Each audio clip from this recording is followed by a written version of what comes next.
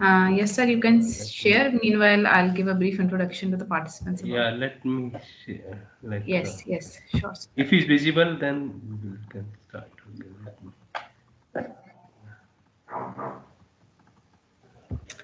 Yes, sir, it's visible. Okay, okay, ma'am. Okay. So, dear participants, we are having our next resource person with us, Dr. Sanjay Kashyap from Thapar Institute of Engineering and Technology, Patiala. So, before starting the session, let me give a brief introduction about our expert. Dr. Sanjay Kashyap has done MTech from Department of Physics, Barkatullah University of Bhopal, formerly known as Bhopal University, and PhD from Department of Materials Engineering, Indian Institute of Science, Bangalore. He later worked as a postdoctoral research fellow at Inst Laboratory, USA from 2012 to 2014, and then appointed as a senior project officer at Department of Metallurgical and Materials Engineering, IIT Madras. He also worked as a research associate at IIC Bangalore. Presently, he is working as an as an assistant professor at Thapar Institute of Engineering and Technology, Patiala. He has published more than 50 research articles in reputed journals and the conferences. He is a life member of Electron Microscopy Society of India. His research interests are electron microscopy, in situ TEM studies in dry and the wet environments, energy materials, new generation alloys, and nanostructural. I heartily welcome you, sir, in this FDP on ATAL FDP on the recent advances in nanoscience and nanotechnology. Thank you so much for accepting the invitation in such a short span of a time. Thank you, ma'am. Thank you very much. Thank you for Yes, sir, the mic is great over to you introduction. for the session. Yeah. First of all, thank you for the organizers and giving me this opportunity to present my work. If there is a sound delay, please let me know. Okay. Uh, so the topic I have decided today is related to the in situ electron microscopy, Sir, you which can make the slides on full mode. is in full mode only. I think. We are seeing the slides like not on the full mode. Okay. Now. Wait a second, sir. I'll tell you. Because from my side it's look appearing full mode my computer. Okay. No, sir, no, it is still not on full mode on our side. But the Let me slides are visible. You can continue with this. let me stop and then share it again and then it Okay. may work. Okay. Okay, sir. Yeah.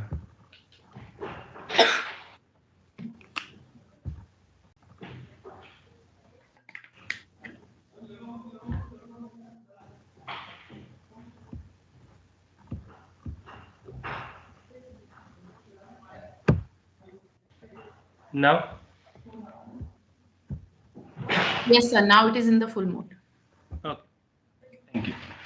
So as I'm saying that today I'm going to present the work which I carried out during my postdoctoral period and is related to the in situ TM imaging and is a basically a very advanced technique and developed after 2010. One of the technique which used for imaging the specimens in a wet environment and it's a great step in the field of nanoscience and nanotechnology, I believe.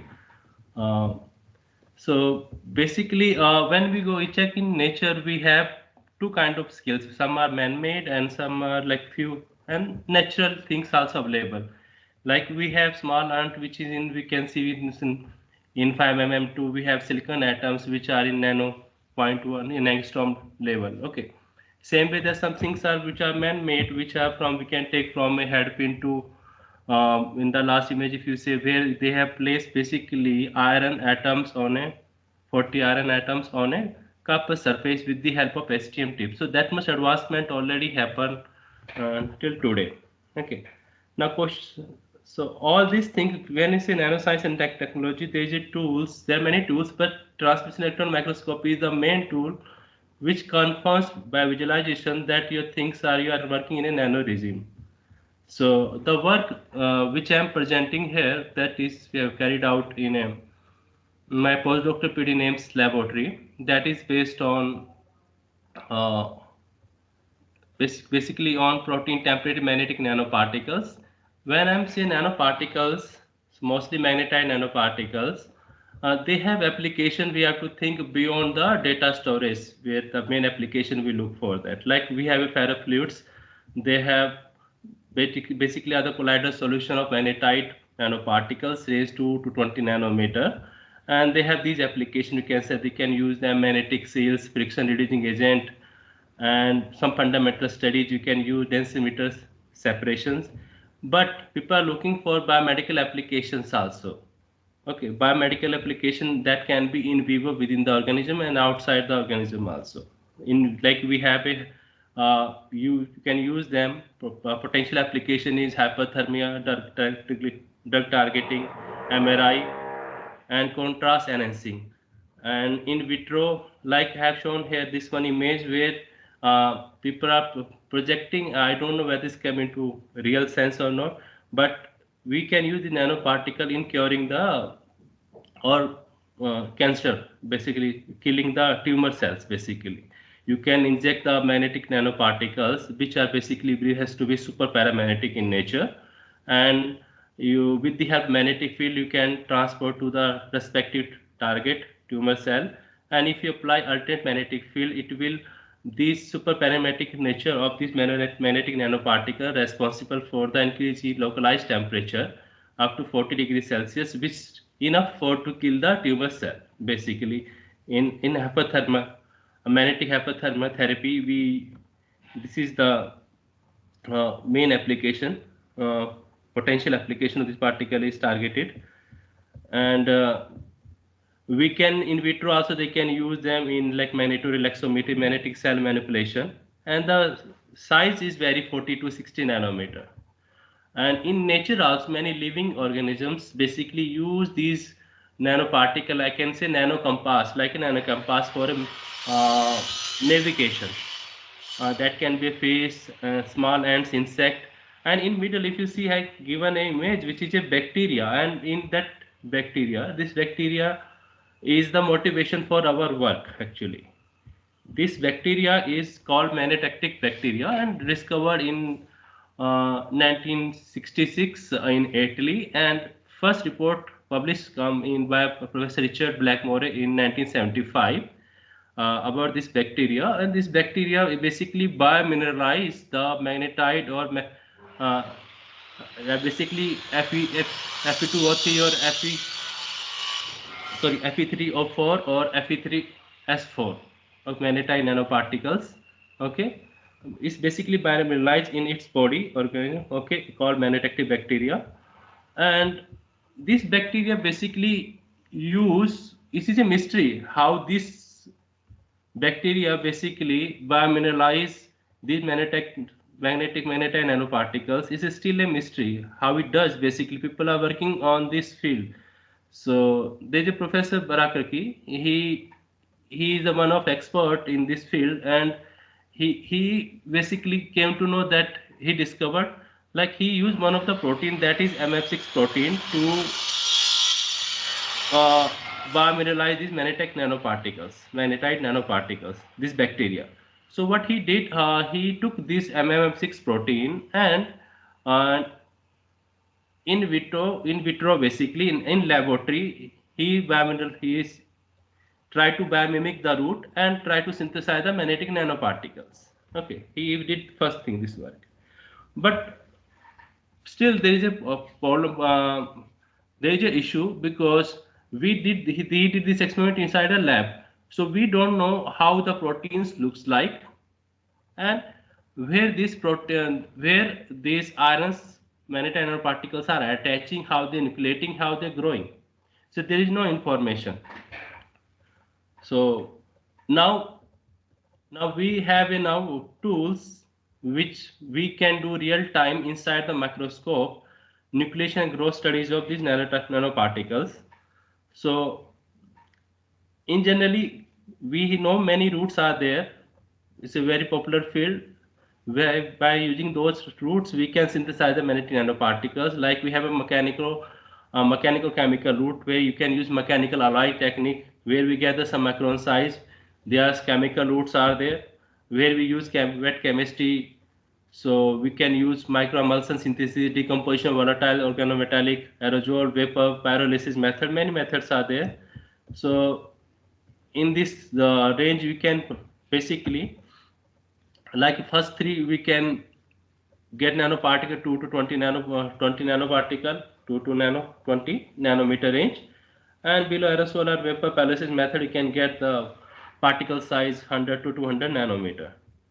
So the biomineralization that this bacteria does basically, they are like some is the process this organism does in within their extracellular cell. Okay, like extracellular mannetite formation, fungi, that is the best example, uh, which produce the synthesize the particles in the range of 2 to 20 nanometer. And second is magnetosome biomineralization, that uh, this is a process used by the magnetotactic bacteria, and which gives the particle size 30 to 120 nanometer.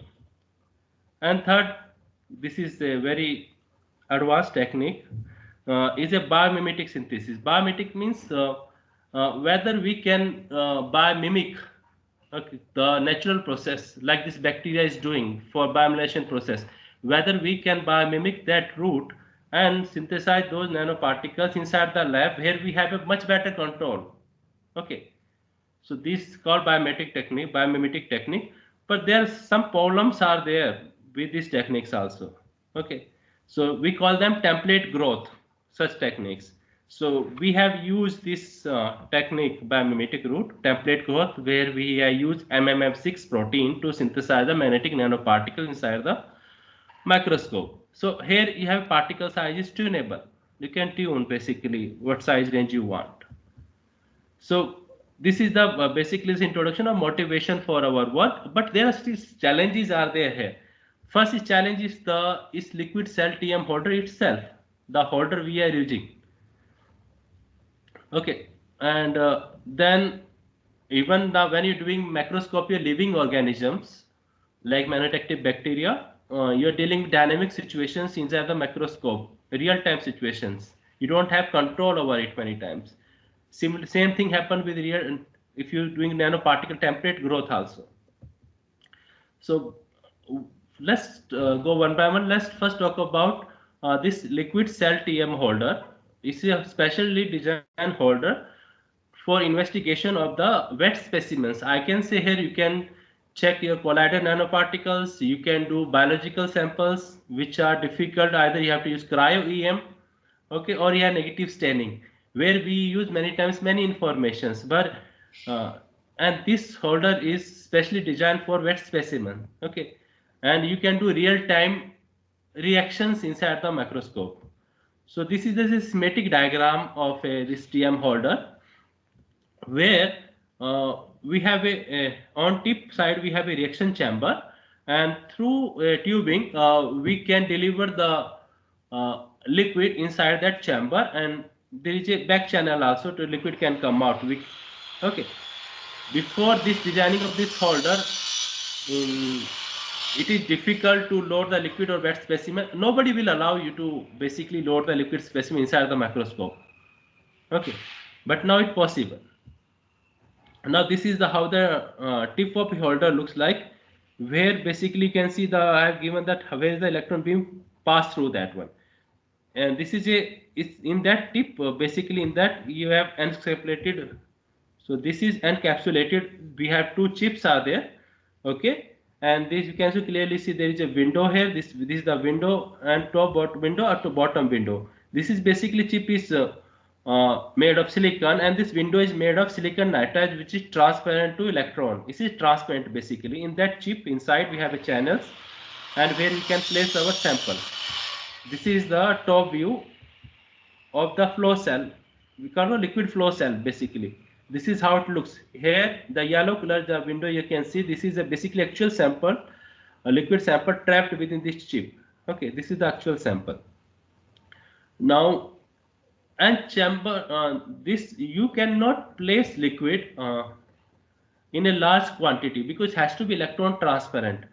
Okay, so in very controlled manner you have to place the liquid within this chip, and this is how if you disassemble it looks like actual holder. We have these two chips and which are encapsulated within this clamp, with the help of clamp and this O-rings for to keep it vacuum sealed. It means if you are to keep it vacuum sealed, your microscope doesn't know you are loading the liquid inside the microscope. This is the actual holder, and we use hummingbird holder for our study. Hummingbird is a company which make these holders basically. So we call this a continuous liquid flow holder, because continuously you can flow liquid if you want for continuous reaction. For urological study, some people do such things also. So these are the range of studies we can do. Like we can carry out the electrochemical reactions. We can do biomineralization studies like we did with bacteria. You can investigate colloidal nanoparticles in aqueous liquid. Corrosion study you can do, rheological study you can do. You can check label whole biological cells, okay, and you can do protein imaging. But there are some problems also. Like we are dealing with liquid and wet specimens, so there is electron beams which are uh, high energy beams. When they interact with water, they create heating, charging. There is a hydrolysis process where is the production of free radical particles. Second thing, you are dealing with a dynamic situation where liquid thickness will vary if you flow. So your resolution will get limited many times. You lose information because of thick specimen. So I would say the still the success rate of experiment is not, I would say, 100% here. Many times you do experiment, it take full day, and ultimately end of the day you realize your experiment is failed completely. Okay, something happened. You could not do imaging properly. So sample preparation, that's why is very crucial here. The amount of liquid you're placing, you're studying is very important. So I would say in alto or femtoliter, that much small range. Actually, you want a water droplet or liquid droplet up to in the range of 1 to 10 micrometer. Okay, and so for this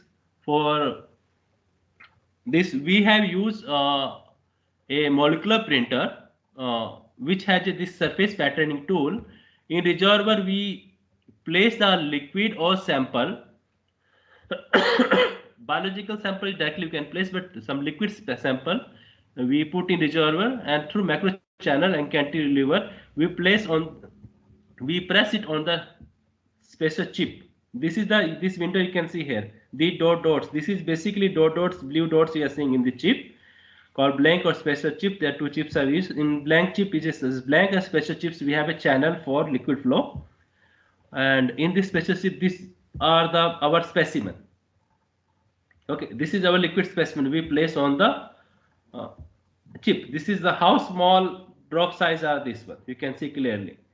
The size of these drops is roughly 15 micrometer, 18 micrometer. That much very small. And this is printed on the chip which we are going to use in liquid cell TM holder, and we also printed on TM grid also. Sorry.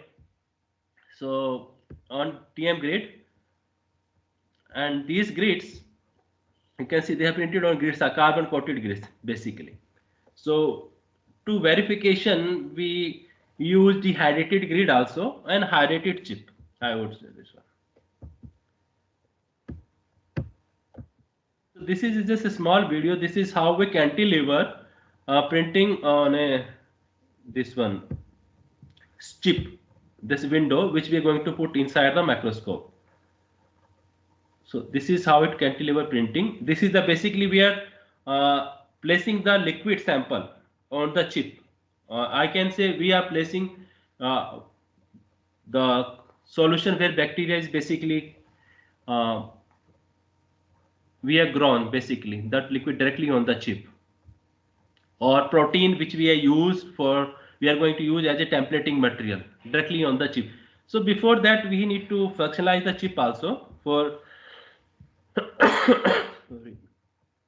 Now in TM basically We have two modes. We call normal TM mode. One is STM mode. STM stands for his scanning transmission electron microscopy, and we use for our study STM mode here, especially because the beam damage is less and we have control on this pore size. So we don't want beam should damage our sample basically. So we prefer for liquid cell holder STM mode, and this schematic diagram I have taken from Nanosci George ATAL paper. He is a person who basically in his lab he's developed this technique first basically. And detector we are using for imaging high angle angular dark field detector. This is detector is we are used because the contrast is the major problem here, and this gives the jet contrast and mass thickness contrast. That's why we prefer this detector here. So in STEM we have the two detector, bright field and dark field, but we prefer HUD detector here. So let's come to the work. This work I am presenting here. This is published in from these two papers, and this is the reference for these papers. So first one is basically we are talking about the imaging of this magnetotactic bacteria, and just try to look into the biomineralization process. Okay, inside the microscope, real time. This is the schematic diagram of the chips, in which this bacteria is loaded looks like.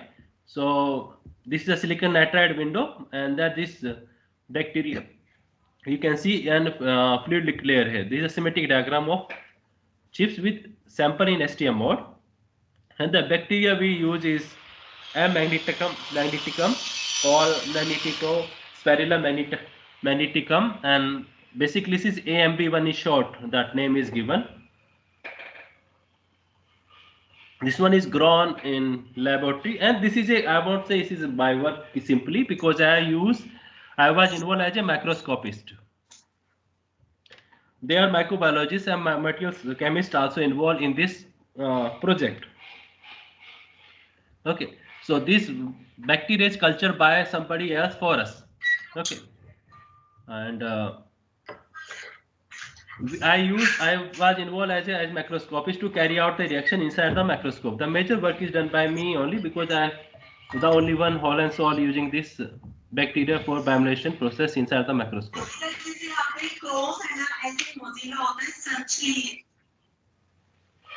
Then this is a magnetotactic bacteria. This is the TM image of carbon coated copper gate we use, and it's a dehydrated state and dehydrated specimen. Okay, so you can clearly see here this bacteria is forms very nice chain of these magnetite nanoparticles. Basically we call them is a magnetosome because these magnetite particles are bounded by a membrane which is called lipid layer made of proteins basically, and their shapes is most of the times is cuboidal shape. And why people are looking for this bacteria? First thing, they are pure, defect free, and they are pure in form and pure defect free. If we able to break this mystery how they biomineralize, then it is basically a very good step in the field of science. Okay, so we have with the help of EF called energy filter transmission electron microscopy, which allow us to carry out the elemental mapping. We have confirmed these particles are basically iron oxide. So we can clearly see iron and oxygen is present here, and this is another image of another full bacteria you can see. And this map, this is a false color here given to this one. The pink color is basically showing these particles here inside. This is a high angle annular dark field image. You can see how this detector is helping me to visualize these particles. Because of this I am getting this contrast. Iron oxide is heavier in element, and is giving the bright contrast to me, and others are organic, giving the lower contrast basically. So brightest this particle I can see clearly here. Okay, and this is a image I am showing here. With the help which we acquire, we have seen this bacteria directly inside microscope in its native environment, in situ fluid cell. So this bacteria, you can see it is a low mag image. You can see this false color, this bacteria, many bacteria is there, okay, which are already formed this magnetite uh, chains, okay, and you can see clearly here high mag image. These are the chains HADF STM image, and third basically is showing STM image of bacteria with no magnetosomes. Means there is no magnetite particle. Magnetosomes is nothing. Magnetite particle covered by the membrane, protein membrane, because they use a protein membrane. Okay, okay. Uh, Basically what they do in lab, they first culture this bacteria, and then they feed this bacteria with iron chloride solution, and this bacteria likes iron or so much that it will take iron and inside its body and biomineralize this process. And this bacteria is very specialist, always travel in the earth geomagnetic field, either it's towards northern side or southern. So it's travel along that. It's always prefer like magnetic field actually. Wherever magnetic field it feel attraction, it will move towards that direction. Okay, and to check how long and how to move in the direction of how this bacteria basically biomineralize these magnetite particles, we did in situ PM imaging, in situ reaction. Basically what we did, we loaded the bacteria without they are not exposed with iron chloride basically. So there is no magnetosomes present in the bacteria within their cell. We are loaded. So when they are loaded, you can see the time I have given. This is 14.4930, means is 14 hour 49 minutes 38 second. That time basically we have started this experiment, and we are loaded and we exposed with iron chloride and given a 1 hour time for incubation time, so that during this time your bacteria is able to, we believe that bacteria will take iron chloride and start biomineralizing the iron chloride magnetite particles. Okay, so we started this reaction with the same, and after 3 till 3 a.m 3 p.m nothing happened basically, and we could see much. The circle I put the region I am focusing basically, and 1523 nothing we could see, and in now for 16 hours 49 19 minutes, means for around 4:20 p.m we could not see, but at maybe, but when I'm moving around that I could see this experiment. We have loaded sample before lunch. I think we have loaded around 12 p.m, and at 4 p.m around and 4:22 I could see the chain of this and magnetosomes. These particles we clearly see. Now still we have missed out because we don't have the that time the video imaging. Okay, we could not acquire the image how this process started. Okay, we could directly see we are loaded bacteria, and after 3-4 hours we could see directly there is a formation of these chains. Okay, these magnetosomes particles nucleation and chains I could see like this here, because regularly we can see beam damage also if we continuously expose these beams this specimen. So we have to close the shutter, open the shutter, means for imaging. When you take the image, you open the shutter or then you close the shutter. We have to do this parallelly. So it took always, we started experiment morning 9 and till 7 o'clock we are finished. So it takes long hour time. Okay. So if you see continuously there is a formation of further and you can see around 4:30 the many chains we have start, we can see we could able to start seeing many chains. So it means, and around 5 o'clock we close this experiment. So we could see it is possible to see this process inside the microscope with the help of this liquid cell TM holder real time, uh, and this, I would say this still required further investigation, but okay. Now during this experiment, electron dose is very important, because electron, how much electron dose I am giving to the specimen, that will damage the specimen, damage the sample also. So like we have used 2.4 electrons per angstrom square, that area basically. So these are the nice chains you can see here, okay, and this particle size is very small, less than 10 nanometer, okay. So this is about the how this we could able to see the biomyelination process, and the imaging of, we could do imaging of these nanotite particles inside the micros, so not nanotectic bacteria imaging inside the microscope with the help of transmission liquid cell TM holder inside the microscope. Since I am not the microbiologist, I just involved in the part of microscopy, but I just, for curiosity, I am putting this slide. This is the theory is given by Favre in 2008 regarding this bacteria, regarding how this bacteria basically biomineralize the mannitite.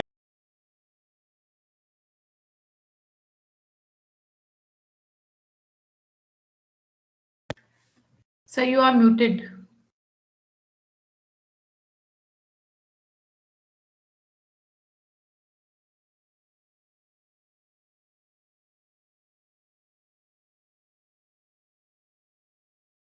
Ach. Yes, sir. Now audible.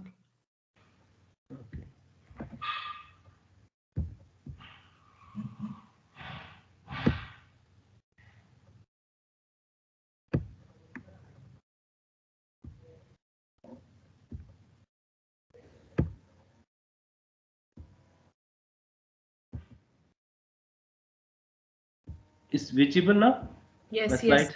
Okay. So I'm talking about here. So what this bacteria does in So environment. it is not in the full screen mode, but Okay.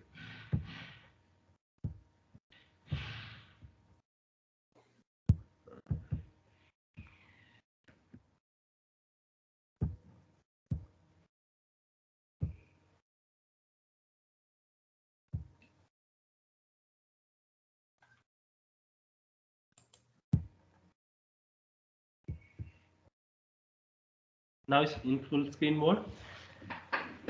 no, sir, still not.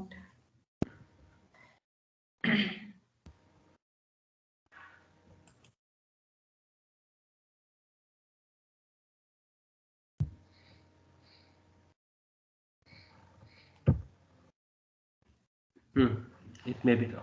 Okay. Yes, sir. Okay. So I mentioned this this bacteria basically take Fe2 and Fe3 positive ions from the extracellular cell inside. How it takes, doesn't nobody know how it takes inside, okay, but inside we have this set meant to some membrane, and in membranes there are many proteins are involved, and these proteins are basically act as a template in the growth, okay. So in they have systematically they have shown how this bacteria basically grow from a protein. So one of this protein is MMM6, which is responsible for the growth on the surface where it grow basically. There are other proteins also they discovered like MAMC, but we have used MMM6 protein, okay. So this protein also a motivation for our next work also, okay. So basically what we in that group, they already did this work in XC2, not inside reaction was carried out inside the lab and then check inside the TM, not the in situ work. They use this MM6 protein as a template and they synthesize these magnetic nanoparticles. So you can see there are two images I am showing where there is no protein. The particle size is mean size 4.6 and the particle size uh, uh, same condition, but they use MM6 protein 36, okay, with mean size nanometer, and some of the particles are crystalline also, I would say. And this they have seen this MM6 protein also promote the formation of super paramagnetic nanoparticles. This paper is okay published in 2012, and the same year I joined in AIMS laboratory, and then we carried out. Till then we don't know how this protein also looks like basically, and so what we did, we first check these proteins inside the microscope with the help of liquid cell holder, where we basically first functionalize the chip also, so that we can make somehow immobilize the protein micelles on the chip. If they become mobilized, difficult to image, we have to immobilize them with by functionalization of the chip. Okay, so these are the proteins which are globular in shape and very having the size from 20 to 150 nanometer in that range. uh, 20 to 150 125 nanometer MM6 protein. So what we did, then we exposed the chip these protein micelles with iron chloride solution, and we could see these proteins are binding iron because the contrast clearly we can see first image A and image B. The image contrast has increased because protein are basically organic particle, organic which has lower atomic number, where iron is when attached high atomic number is attaching to the protein micelles. So my detector will give this contrast. Higher the atomic number, more is the contrast, more bright it will looks. And we have checked this one on grid also, and this grid we because grid is easy to do EFT analysis, chemical analysis. So we could see there is a binding of iron and oxygen. Oxygen definitely is present. So we could see oxygen H and iron H. Okay, this oxygen iron H confirm that protein micelles are basically binding the iron, but still there is no formation of particles. These iron ions are binding to the protein micelles. We believe these proteins are basically, protein has two terminus, carboxylate and called C terminus and terminus. The C terminus basically has lone pair, extra electron lone pair, which makes this terminus as a negative surface. The protein surface basically are exposed, that is basically negatively charged, and iron is basically positively charged. So there is a Coulombic interaction electron. Okay, so iron will go and bind this protein micelles negatively charged surface. Okay, this is how it works. So I mentioned these reactions we need to slow down because they are very fast. So we generally use, so for our experiment we mix the protein micelles in a gel, that is we use a fluoronic F127. So this is a gel uh, above 20 like above 25 degrees Celsius it behave like a gel, and below 15 degrees Celsius behave like a solution. It's like that. Okay, so it has both property, and so we use to slow down our reaction this gel. So that was I'm saying. So there is a paper published in Micron 2012. They have used nanolipoprotein. Okay, and they put this image, comparative image is not from our work. So they use nanolipoprotein. How things will change when you image a negatively stained, where is a dry sample. You use heavy metals for getting the contrast. Then you have a cryo TM, where you freeze the specimen. Okay, and then we have a liquid cell TM holder, which actually give the real image, real information about the sample. So you can clearly see the difference, where more artifacts is possible. You could see in image A and B, and C is more clearly I could see the proteins, proteins. Okay, nanolipoprotein. Okay, now So before carry any experiment, we check with ferritin. Ferritin is well known, which present in our body also, and which is basically maintain the iron content. So basically it bind irons, well known, and we check this protein first, ferritin basically, which exposed with iron chloride inside the microscope, and we could see this one with the help of liquid cell TM holder, and we could measure the diameter. Outer diameter is 20 nanometer, inner core diameter 7.5, and yields also confirm the binding of this 13 protein. Okay, I could see iron edge and oxygen edge both. So this spot our result. So then after checking with protein, we move to the actual protein, that MM6 protein. So we loaded MM6 protein in a liquid cell TM holder. Then we expose the iron chloride. Okay, and so this is the before iron chloride reaction, how protein micelles looks like. This is on grade first. Then this is exposed with iron chloride, and then uh, we did reaction with sodium hydroxide. Okay, which will reduce, basically help in the nucleation of magnetite particles. So in protein micelles, I clearly could see the protein. I could see the formation of particles on the protein micelles. Now here basically your protein acting as a template on which these particles are growing. I could see this in these are image you can see here. This is beam damage here, but this is on grid we have carried out. Okay, and particle size is very small, so roughly 1 or 2 nanometer only. So then we carried out this reaction inside the microscope, same protein exposed with iron chloride. Now we did reaction with we use 0.07 molar NaOH, okay, and see how much time it's taking for nucleation and where it's happening, nucleation and growth of these particles. So this is a protein micelles. So when we just started reaction, we open the window for imaging. 0 time have given, that's why. So after 19 seconds, very fast, I could see there is a region which is color is changed. It becomes super like little bright. So you can say region around that becomes super saturated. Okay. Now there is a nucleation of precursors. I could see something is growing around these micelles.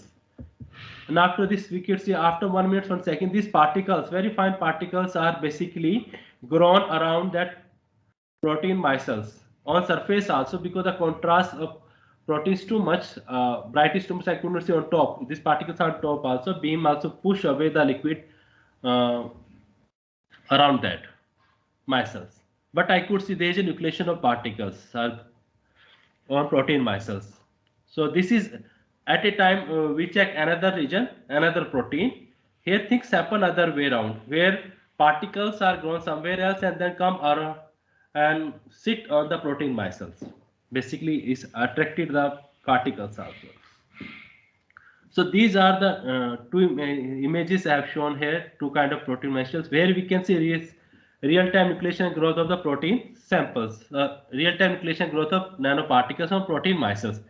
At this stage, difficult to comment whether these particles are crystalline or amorphous. Basically, mostly they are amorphous. Crystallinity difficult to comment. Or okay.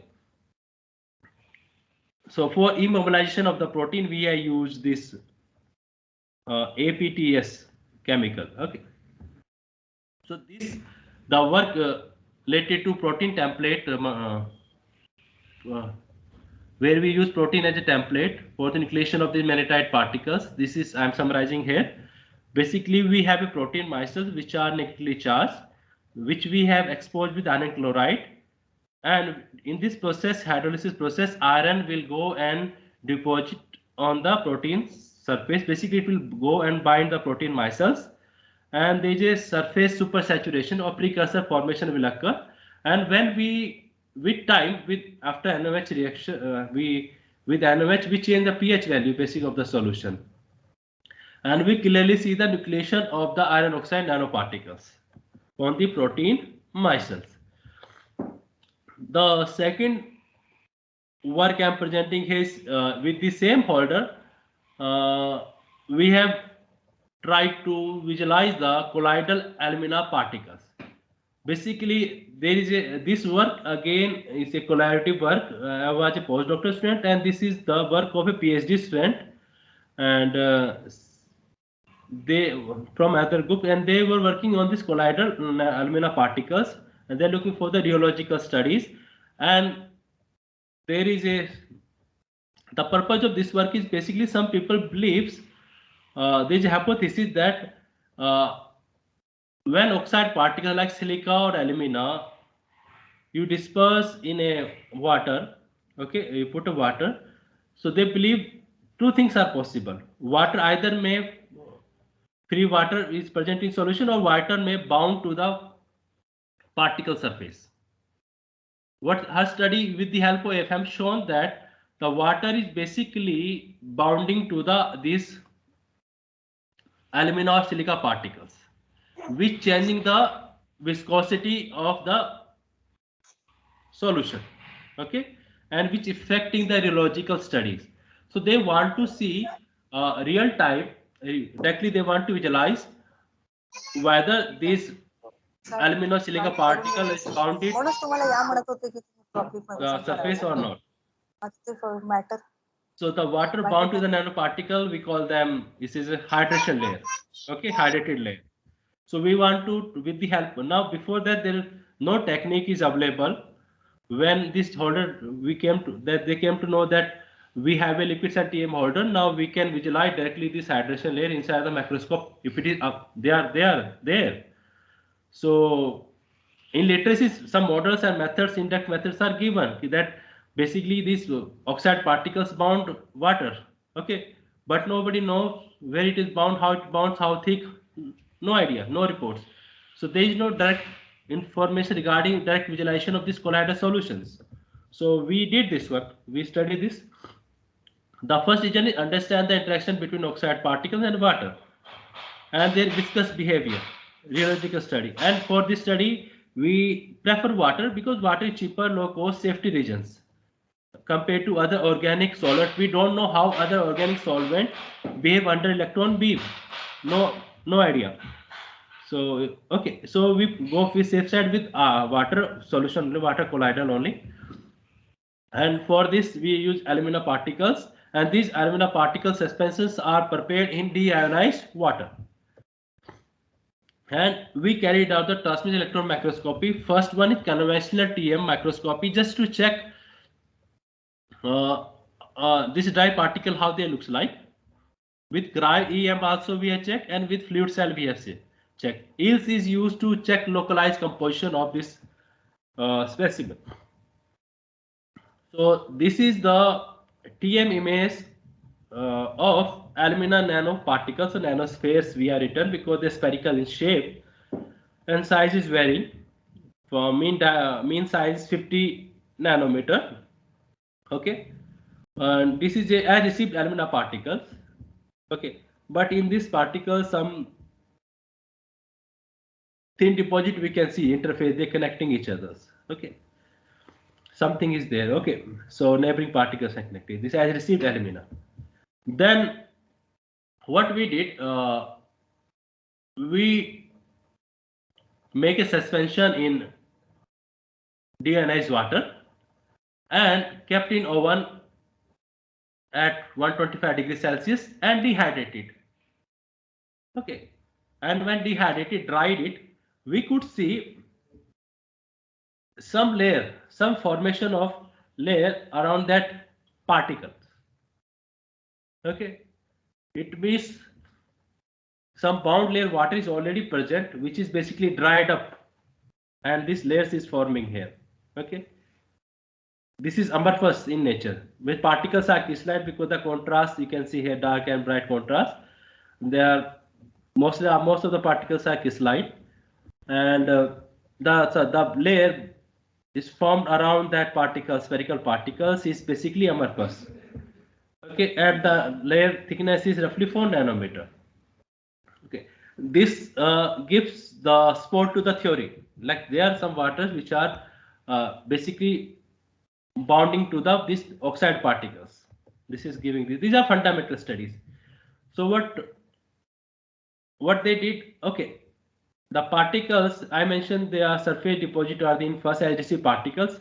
Before that, we have just clean the make a suspension in ethanol, and we modify this particle and remove that deposit. So there is no trace of deposit here for this reaction. Now we check now real samples coming to. Now we took this alumina slurry and we use cryo holder. Again, cryo holder where you have to uh, this aqueous slurry basically get condensed basically. Okay, and we check inside the microscope. Cryo is low temperature. We use liquid nitrogen. Okay, so you can see there is a bound layer. Okay, hydration layer is fainted cloud. You can see here. This cloud you can see here. Basically, that is saying basically you have a condensed matter around that. Some water is getting bound to the particles, cluster of particles. But still, it's not further we need further support. So we check real time inside the microscope with the help of liquid cell TM holder.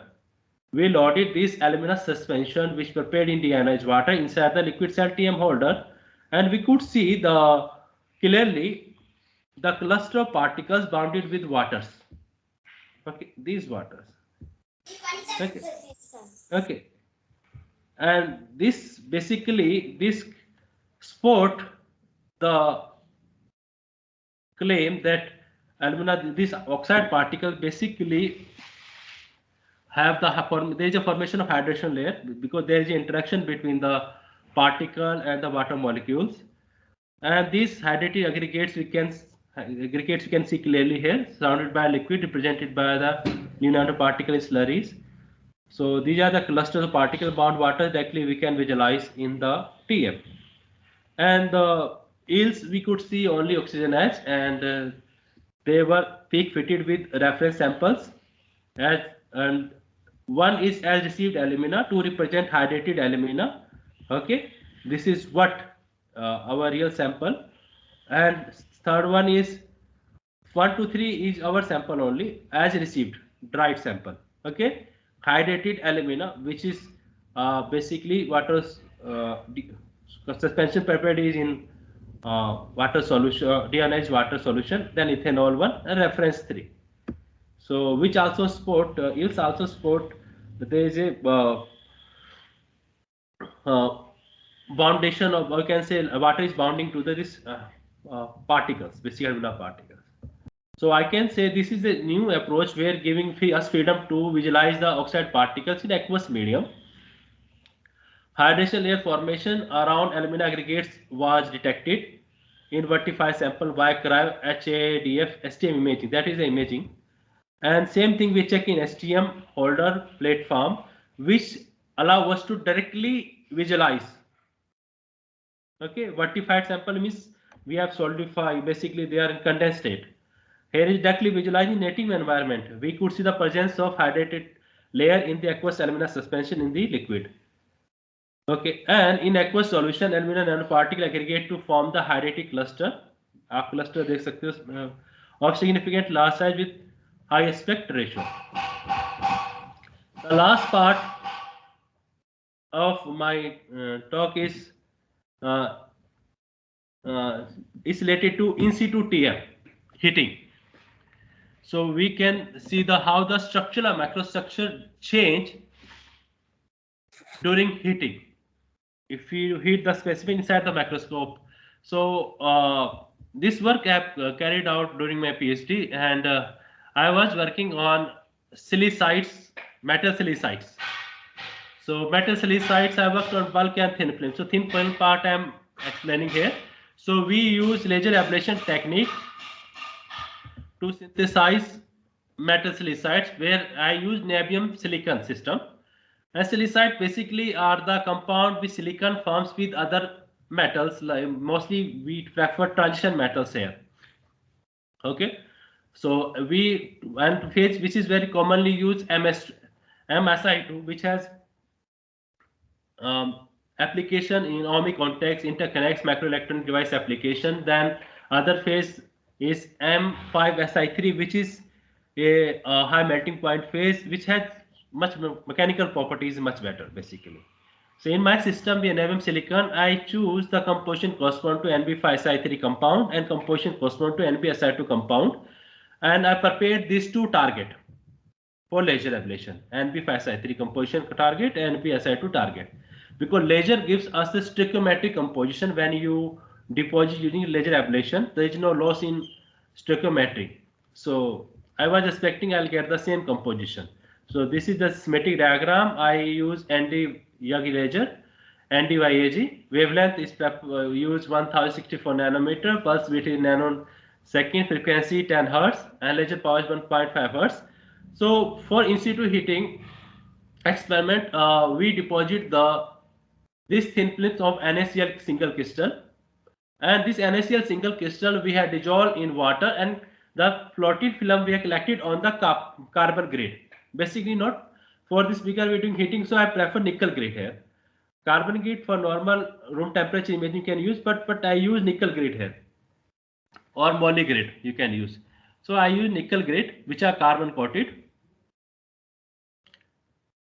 And this is the SEM image of, you can see.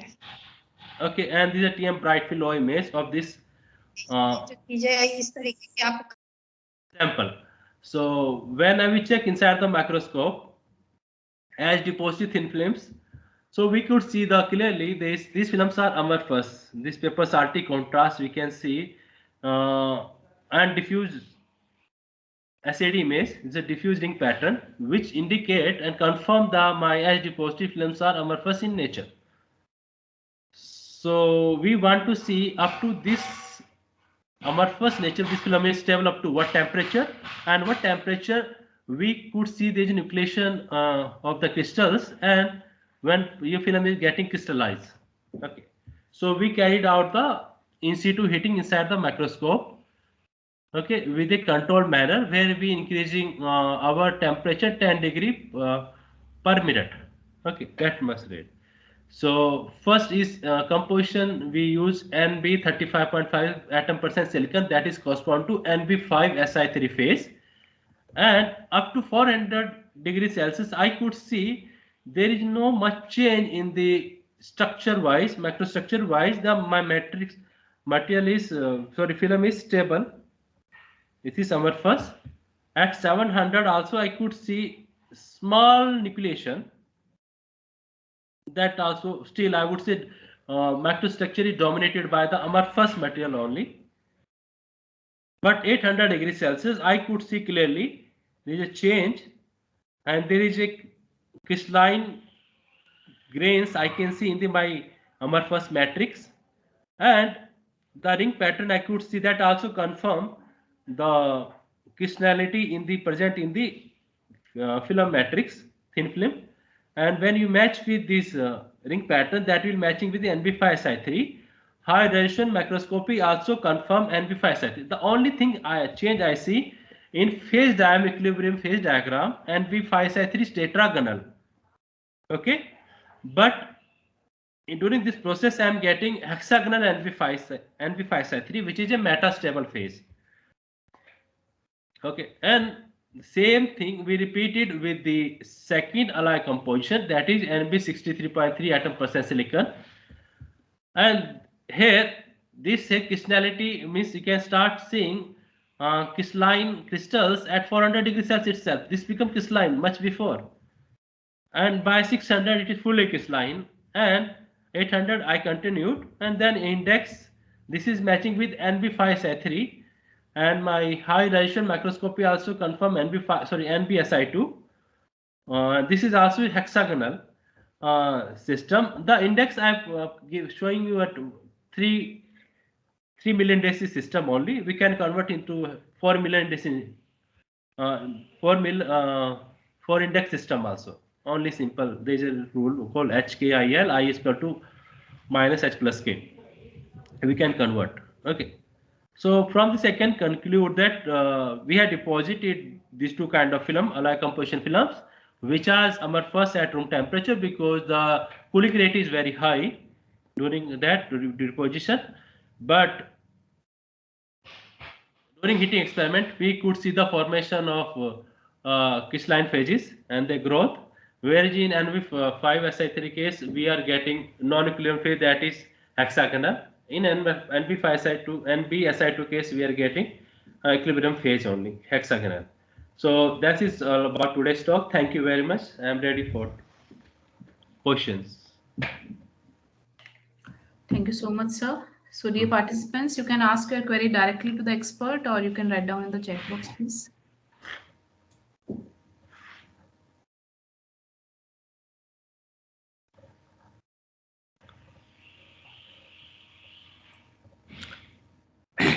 Participants, you can ask your query directly to the expert by unmuting yourself or you can write down in the chat box if any. So there's a question, what is the procedure to write Miller indices in SAED pattern? Okay. It depends. Okay, let me show here if I have SED here. Uh, SAD, okay. Actually, in SAD, it depends what kind of pattern you are getting. You are getting a ring pattern or you're getting a single crystal pattern. Okay. So, like here, I am getting a ring pattern. Here, I am getting a ring pattern. So, there is a formula is equal to R is equal to lambda L. Okay. So, R is the radius. We'll measure from directly from the image. Okay, diffraction pattern. Okay, radius of each ring. D is the interplanar spacing. Okay, and lambda is the wavelength, and L is the camera length. That camera constant basically. Lambda L we will get from the TM. So that is fixed. So you measure. Lambda L is constant. So you can find out the D. Okay. So if you know the D, then you have your standard JCPDS files and data files. From there you compare which phase is matching, which HKL is matching. By that you can index these ring patterns. That is one way. Okay, that is a commonly used way, like we do in X-ray peaks. In SAD pattern, things will in same way, only from center spot you measure your D spacing and compare with standard data files. But this is difficult to explain in just I need some schematic diagrams. It's difficult. If you have more some questions, then related to that one, I can explain that one. That is just quick way I'm saying explaining this one. Yes, sure, sir. Any other participants, any other query, please, you can ask.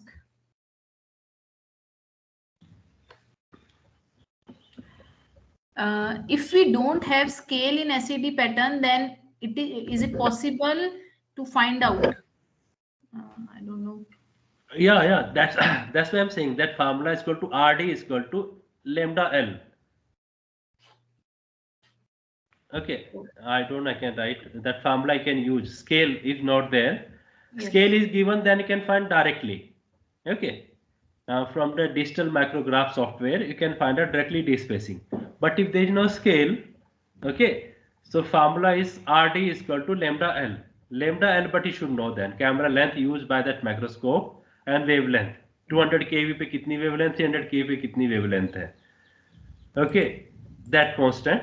So D you can find out using R from the R आपको मिल जाएगा. R will get from the image. Okay, sir. You can do that one. Yeah. Any other query? Any participant?